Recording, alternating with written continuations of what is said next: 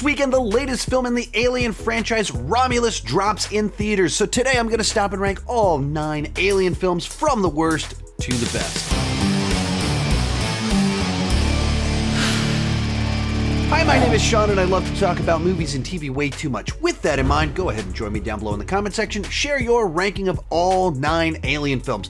My list is not the right list, it's just my list, and I'd love to see yours. With that said, let's get started. In last place, Aliens vs. Predator Requiem. This movie takes what should be a pretty easy, safe setup for some schlocky fun and absolutely ruins it with the execution on pretty much every single level. Xenomorphs on the Earth in a populated area should easily create a bunch of fun carnage candy, and there's just none of that really to be had here.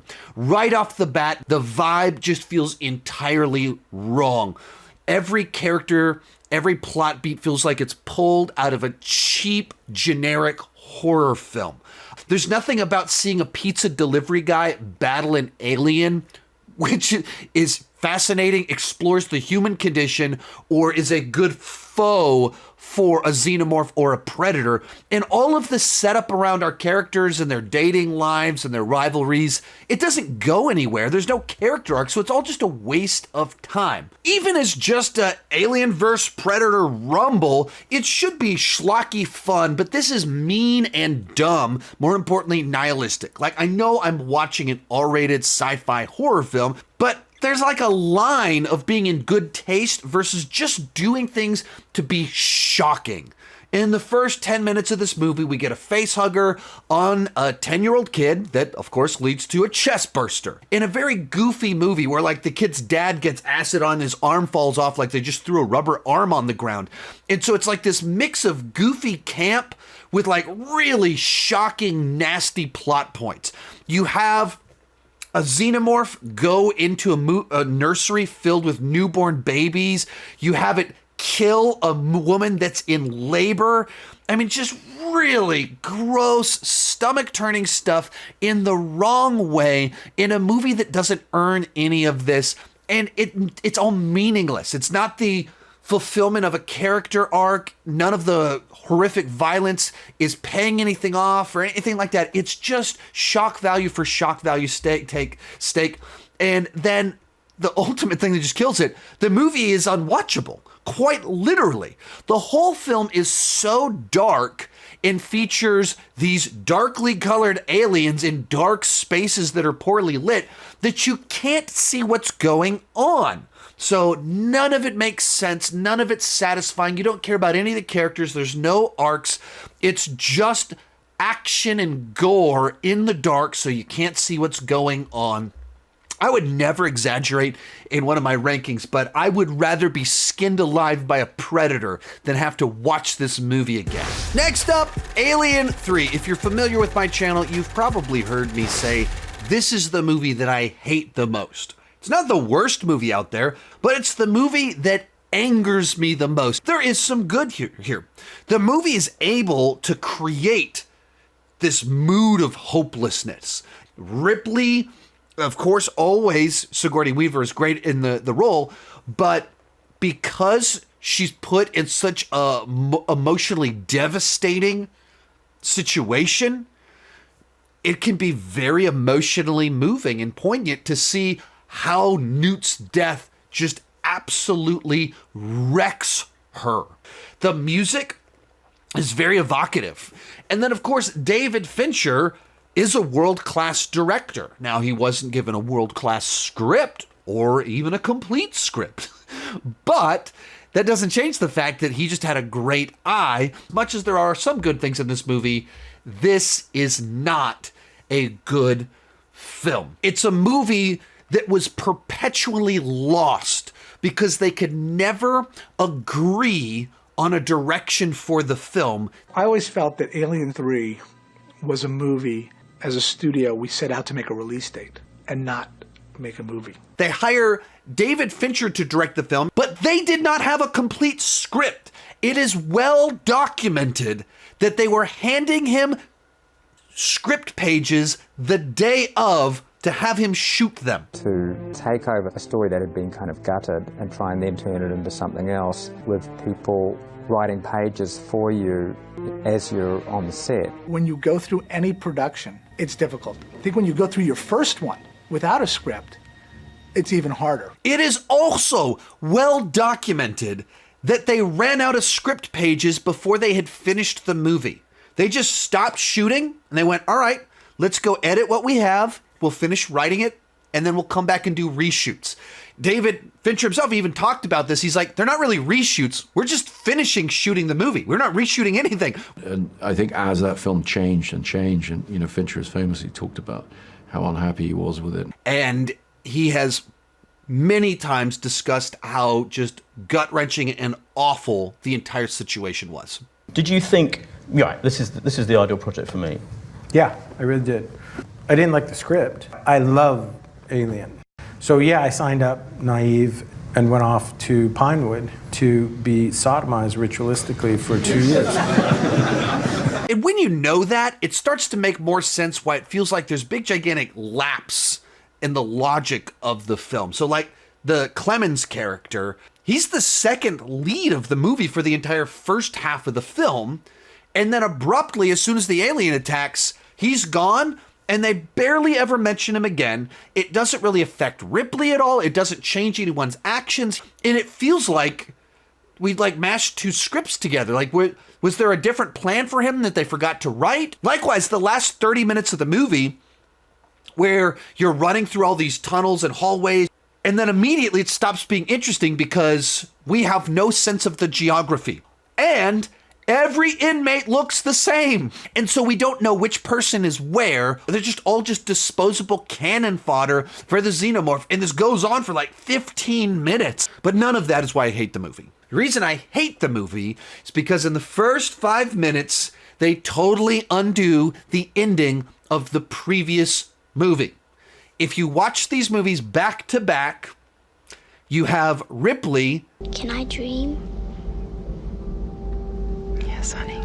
I think we both can. And then immediately that is followed up with a 10-year-old girl cut up and autopsied on a table while Ripley cries.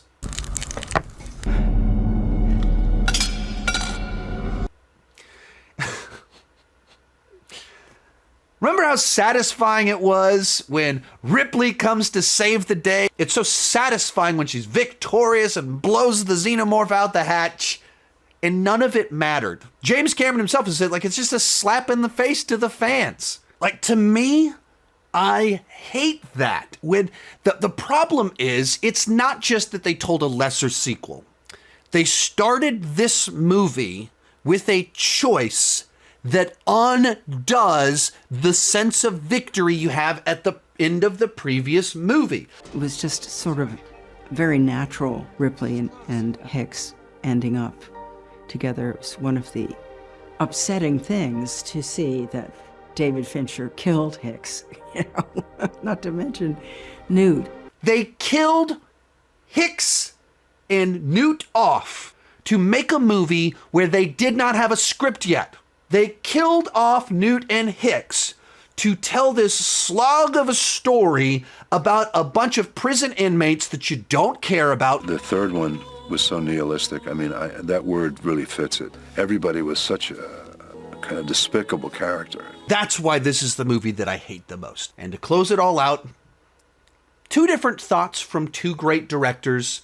David Fincher has said, no one hates this movie more than him. My first movie, it's fairly well known, was a disaster. Christopher Nolan, however, You know, Fincher has famously talked about how unhappy he was with it and how it changed. I think it's a great movie, but I think his work on that is remarkable. Number 7, Prometheus. This is the 5th movie in the main run of Alien films, and as it turns out, it happens to be the Alien franchise's version of Star Trek V. That's definitely not a compliment. It's another very frustrating movie because on paper, there's a lot here that I kind of respect. That instead of doing a safe prequel or taking things in the obvious direction, it's actually trying to do something very new and different with the franchise. And at the same time, it's like the perfect example of the prequel problem, with a movie answering questions I was not asking and providing answers which are not satisfying or which take things off in just bizarre directions. Like, I just assumed alien xenomorphs were just out there, just a species. Now I find out that there's this whole complicated backstory about all these crazy different things. The white alien bodybuilders, like some panspermia and them planting humans on the earth. What? What does any of this have to do with xenomorphs? Like, way out there in left field. And it just feels like a situation where Ridley Scott really wanted to make his movie about his sci-fi movie about these philosophical questions, but to get the funding to do it the way he wanted to do it, he had to tie it to the Alien franchise, and the two never fully jive or connect in my mind. They're not quite there. And so the movie's constantly fighting with itself to fit into the mythology while also trying to do its own thing. But then I think the script just has this gigantic problem of wanting to be this smart movie exploring complex philosophical questions while featuring some of the dumbest characters we've ever seen. And then we take these brilliant scientists off to an alien planet where they're just like, I'm going to take my helmet off. I'm going to play around with the alien. I'm going to touch stuff. In just this way where, like, there's no safety protocols, and so much of the craziness that happens comes because everyone is kind of a complete idiot. I think so much of what makes the first two Alien movies so great is their simplicity. Here, there's just so much going on where there's 10 different alien threats. It doesn't make sense. It doesn't really add up.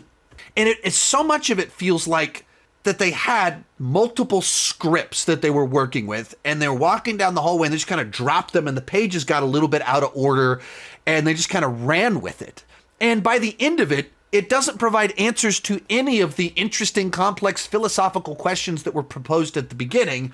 It's just thrown a bunch of weird sci-fi stuff at us. If you have people in a room with loud, intense music playing and a thing running after them, yeah, it gets my heart racing. But the movie as a whole just feels like it's way all over the place. So, while coaching Fede Alvarez on how to prep the script and direct Alien Romulus, he kept telling him to focus. When I told you basically what the story was about, you could tell right away what did it. The Andy, Rain, that's what the movie's about. Don't go off a tangent. The more it connects, and you don't work against your own engine. You have an engine, don't lose it. And you just think that maybe Ridley Scott knew to tell Fede Alvarez that, because that's the lesson he needed to hear while making this movie. Number 6, Alien Resurrection. This is a very peculiar Alien film.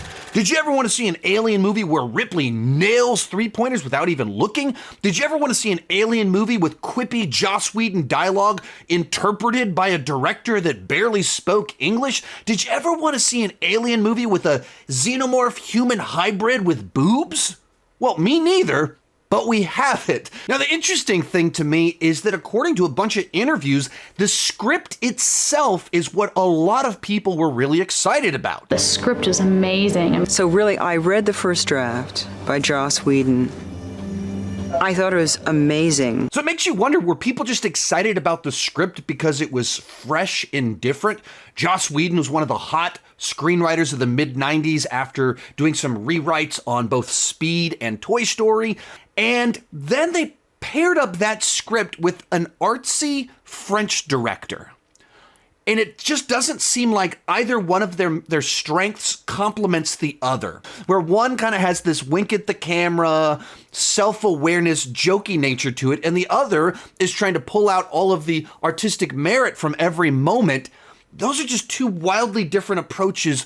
And on paper, there's actually a number of things here that aren't bad ideas. The idea of the corporation using cloning to try and bring back xenomorphs, kind of interesting. A group of mercenaries are a great batch of characters to put up against xenomorphs, and it leads to at least one great sequence where they're swimming underwater, holding their breath, trying to outswim xenomorphs. Great sequence for the franchise. But the tone is just so off. The Joss Whedon quippy dialogue, they don't fit in this universe. All of that was kind of maybe off, but kind of fun. Where the movie really loses me, the last 15 minutes where it just feels like it goes completely off the rails. Jean-Pierre and I spent some time refining script and figuring out what the climax was going to look like. Everything worked except the ending. It was a big problem with the ending. We wrote maybe 5 different endings. And you have Ripley cuddling with the alien. And then we get our alien hybrid. I'm not a particularly big fan of the hybrid direction to take things. This is the most sympathetic of our aliens in these movies because he has such sad-looking eyes.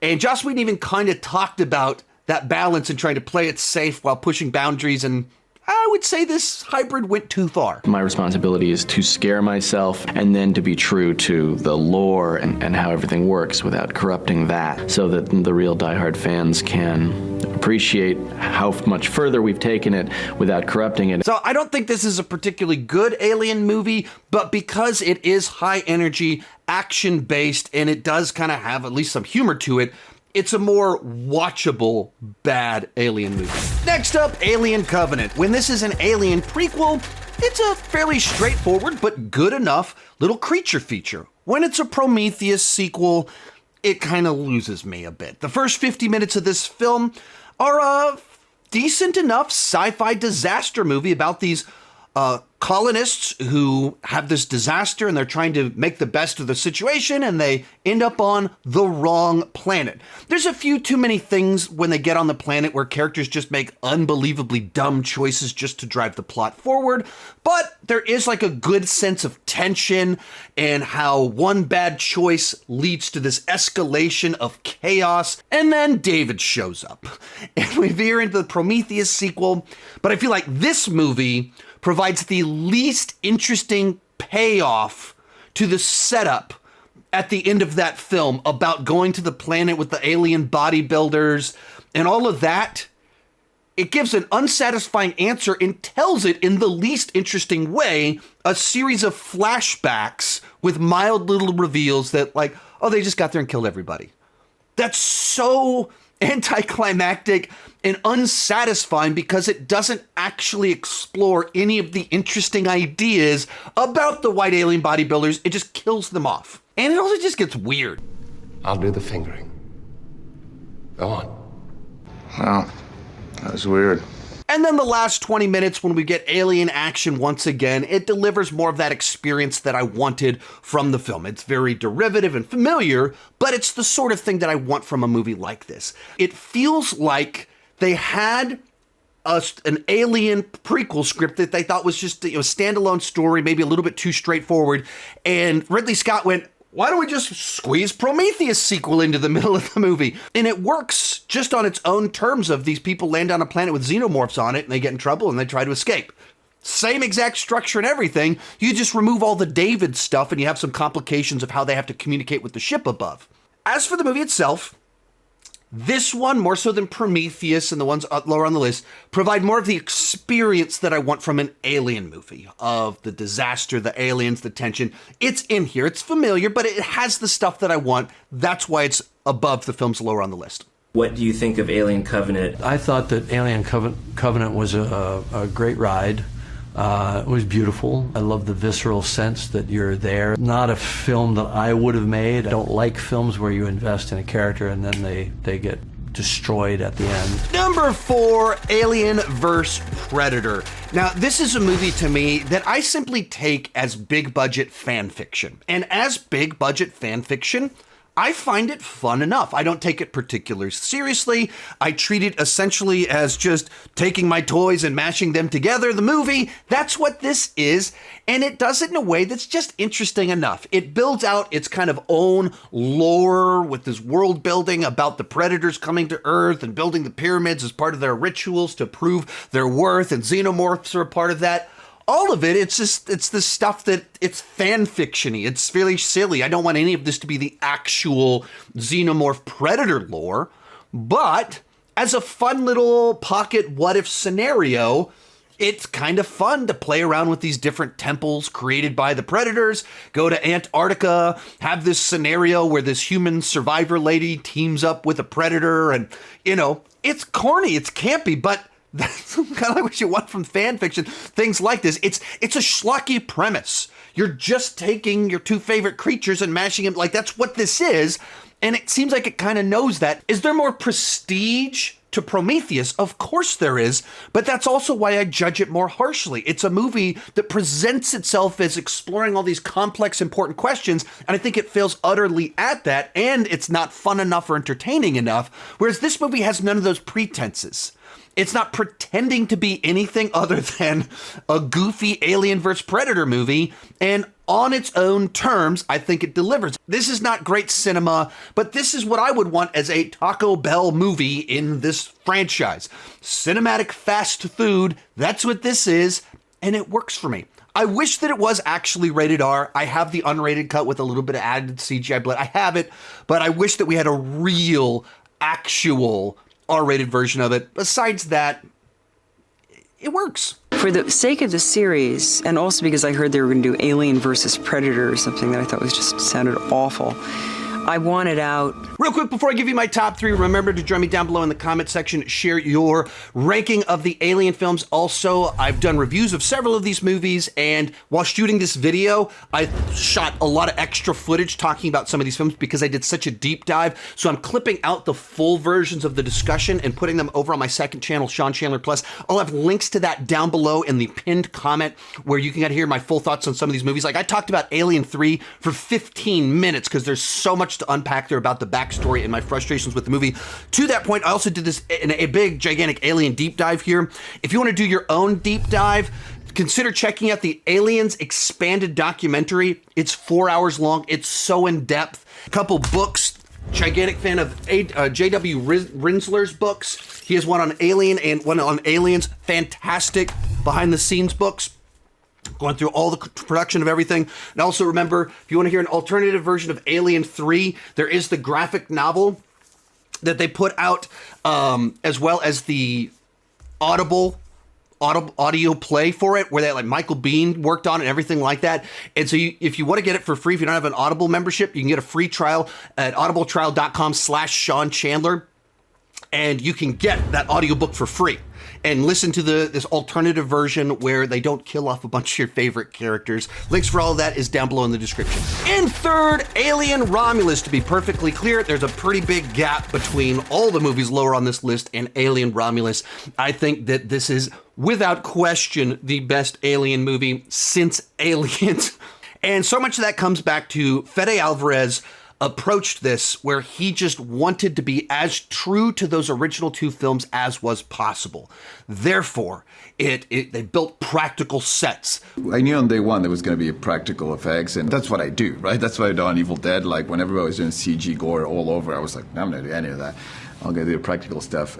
Same here. He recreated that retro future analog set design. So as soon as this movie starts, it feels like you're just back in the world of the first two Alien films, to the extent that even Fede Alvarez went back and went to the tapes to get the exact sounds sometimes used from those movies. One part was obviously to nail the style and nail the sound of it, was to not only recreate, but even go and find the original tapes for the original movies and use those same tapes on our movie. From there, I thought Fede Alvarez was always going to be a great choice for this franchise because his specific skill set is kind of these close quarters, isolated pressure cooker horror films. And I think he brings that to this film where he uses the environment so well. The sound design establishes a set of rules about temperature, sound, gravity, how the xenomorphs work, that you know the ways that our humans are vulnerable in every environment, and he plays that to its fullest potential, delivers a number of great new alien tense action sequences, and the standout character here I would give to Andy, easily the best character, such an interesting direction to go with our android. There were a couple things I really didn't like about the film. Our digital resurrection, I don't mind the idea of bringing back the Ash model as Rook. The actual execution of it, I think, just looked too far off, and so it became distracting. And I'm never a big fan of the hybrids, so what they do in the last 10 minutes, I wasn't crazy about it, still not crazy about it, but on second viewing, it didn't bother me as much when I went into the film, having rewatched Prometheus, knowing how Prometheus this movie goes. It felt a lot more earned, and I just kind of accepted it. Still think a little bit too blunt on the presentation. The movie as a whole, I think, delivers a fantastic alien experience, edge of your seat, thrills, expands the lore, really dug it. And that'll lead us to the great philosophical debate of our time. Which is better, Alien or Aliens? Sequels suck. By definition alone, they're inferior films. It's bullshit generalization. Many sequels have surpassed their original. Oh, yeah? Name one. Aliens. Far better than the first. Yeah, well, there's no accounting for taste. Thank you, Ridley Scott rules. Aliens is a classic, okay? Our runner-up, Alien. And one of the things that I think makes Alien so fascinating is that it's a perfect example of just how collaborative film actually is. While there's a number of people that put very important stamps on this film, there's not really one person that you can credit the success of Alien to. You have Dan O'Bannon's script that he started writing in the early 1970s called Memory, that's essentially the first 20 or 30 pages of this movie. Started working with another writer. They knew a lot of what they wanted to do, but they were trying to figure out how to get the alien on the ship. And then one night, one of them has a dream, and the idea comes to him of a person gets impregnated by the alien that adds so much to the horror of the xenomorphs. When their script was finished, they took it to Roger Corman, who was interested. And we were going to make a deal, but we didn't get to signing the papers, or Alien would have been made as a low-budget Corman movie. Then Star Wars was a big hit, and every studio was looking for the next Star Wars. They wanted to follow through on Star Wars, and they wanted to follow through fast. And the only spaceship script they had sitting on their desk was Alien. So they greenlighted it. Wham. Then the original script was passed off to Walter Hill and David Giler. And somehow David Giler and Walter Hill get it. And they read it and they go, this script isn't really very good, but it's got a great idea. I think we could do this as a big movie, but we could really do it classy. They added the entire class consciousness. Well, they made Ripley a female, and they are the ones that added the whole class system. And then Ridley Scott ends up accepting the directorial job, obviously bringing it in this world-class, all-time great director that just amplified so much of what they were working on. Dan O'Bannon, while working on the Alien script, worked on Jodorowsky's Dune. I was using Dune as my model of how to design a science fiction movie. The idea of getting great artists together in a room and having them all work. Where he was introduced to H.R. Giger, that ended up coming on to design the xenomorph, which has become the most famous alien design in all of cinematic history. And so there's all these little pieces that are so important to this franchise that came from all of these different people, and when merged together, you get this perfect sci-fi film that's very simple, but it's also very deep and layered on all these other levels. It's a film that, because of the production design, H.R. Giger, Ridley Scott, 45 years later, it looks fantastic to this day. One of the biggest problems you have in science fiction with movies, that you don't have it in books or anything, but in movies, you have to create a real world. And it's a real world that doesn't exist. Kurosawa used to say it has to have immaculate reality. Yeah. Even though it's not real. That term. The plot, in many ways, is incredibly simple. But this very straightforward, simple plot is elevated by fantastic world building in all of these little details. The characters themselves aren't given these elaborate soap opera backstories, but they feel like very real people, as well as in how they relate to each other, the establishment of kind of the corporation, everything like that. It feels believable, and because of that, you're able to add all of this subtext underneath it. And right along the same lines with the characters and the subtext, it's able to tackle all of these ideas about corporations exploiting their employees, the gender dynamics amongst the crew, the social dynamics where you're these blue-collar space truckers, as Ridley Scott described it. Like, all of these different dynamics are inside of it, where there's ideas being explored. You takes something away from the movie, but it never pauses to preach at you. So you weren't making a statement. You were just observing the world that you knew and reproducing it. Why not? Yeah. To give Ripley the punch and power was the right thing to do. And then, of course, with this movie, you have to talk about it's just this perfect example of this slow build where there's this growing intensity. It's a very slow movie, and you spend time getting to know the crew, have these mysterious things that they're exploring, and the tension, it just keeps winding and winding and winding, and it's very slow in the pacing, the editing, until it's not. It deliberately speeds up as you build towards these moments of shocking violence, where it doesn't even have to show that much, but because suddenly it's loud, suddenly it's editing faster, suddenly there's this beating heart in the background, you feel the intensity. The kill itself, I mean, you see the shot and the inner mouth coming out. You don't have no idea what you're looking at. It's genius of Ridley Scott is he decides to, instead of staying on the kill, he cuts to the face of the cat. Films are being ruined by showing the beast finally. As Stephen did in Jaws, the shark was exclusive to 2 or 3 frames like that. So, just a perfect example of atmospheric horror, perfect example of slow build horror, all of these different genres. There's a reason we're still making movies, still talking about it, because this is one of the greatest movies ever made. I feel pretty strongly that you created the best alien movie in history. But coming in at number 1, Aliens. There are 2 types of people in the world. Those who prefer Aliens to Alien, and those who are wrong. And while I think that Alien is a perfect movie, I think that this just builds on top of it. James Cameron takes this great foundation and just builds on top of it. Because he's building on a perfect foundation that there's a lot to work with, he's just able to add more depth to everything. So Ripley, she gets to be a more prominent character in the second film. Her motivation is more than let me survive and battle this evil android. She discovers this little girl that in a sense is this now daughter to her. It has tension, thrills, scares in it, but it also adds in much more explosive action. Like the first movie, it takes a long time to get going. Like, it is a slow burn to the first action set piece, which is about 50 minutes into the film. And then once you get there, you just feel like the tension winding once again. Like the first movie, it just gets more and more intense as it goes along. Of course, have the Colonial Marines, hence why it is this war movie. But at the time, James Cameron was writing this movie, he talked about how he was reading a lot of books on Vietnam. I was reading a lot of books on Vietnam at the time. Michael Herr's Dispatches being obviously the one that was the most prominent, but there were other ones. There was another one called Going After Cacciato. And very much tied to that, he wrote Rambo 2, this Vietnam sequel movie, right around the same window of time. At the same time that he was writing Alien, he was also writing Rambo First Blood Part 2.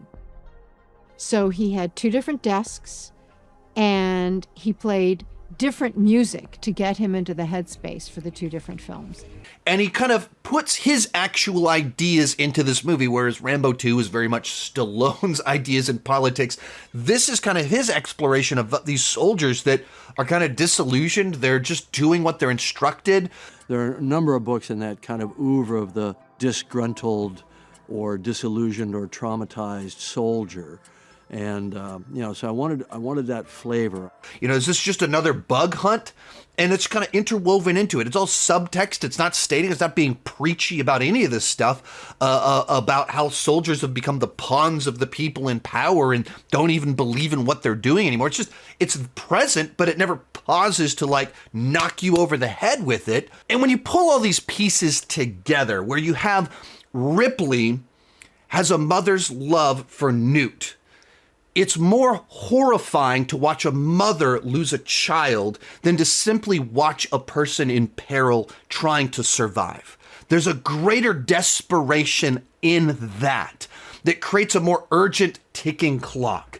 And that's so much of what this movie does so well. Once things start to explode, once things go wrong, it keeps stacking problem on top of problem. And then even beyond that, it finds ways to use the sound design to build this intensity. Like when you start moving into the third act that goes on for quite a while, you have them in a room where you can't see any danger, but you hear the movement tracker showing it. And as they get closer, it's quicker and quicker and quicker. And so you have this sense of growing intensity. It's the genius of James Cameron to know that just the beeping, getting more high pitch and high pitch and high pitch will drive you nuts, knowing they're getting closer. 5 meters, man. 4. So they look up in a ceiling where you're like, what's going to be up in the ceiling? And it gets to a point that it's supposed to be inside the room and they're not there. And like every best twist, what happens next is what you should have seen happening. That the fact that they were not in front of you, it didn't mean they were not close to you. They pick over the ceiling and they see all the creatures that are crawling their way to the room. For this movie, they only had a handful of full xenomorph suits. In the ceiling, you only see a handful of them, but your brain fills in the gaps. And because they've used sound and this little motion tracker to show you so many of them, your brain fills in the gaps. So you think that there's xenomorphs everywhere. And that's when you have a movie that is so effectively directed that it's pulling all the different things together. Without a doubt, Aliens is the best movie that I've ever been in. That to me is why this movie is so special. It's so good. It's a fantastic action movie, fantastic sci-fi movie, fantastic sci-fi horror movie. It takes everything I love about Alien and adds these extra layers to it to just take it to this whole other level where I'm more invested, I'm more immersed, I'm more emotionally invested in everything going on. So for me, this is one of my absolute favorite movies of all time. So it comes in at number 1. There's a director's cut of this ranking over on Patreon. Join it at any level, $2 per month, $20 per year, and you can get that full version. It's like an hour long, and I have links to a bunch of the interviews, different resources down below in the description. Thank you so much for watching, and keep talking movies and TV too much. Bye-bye.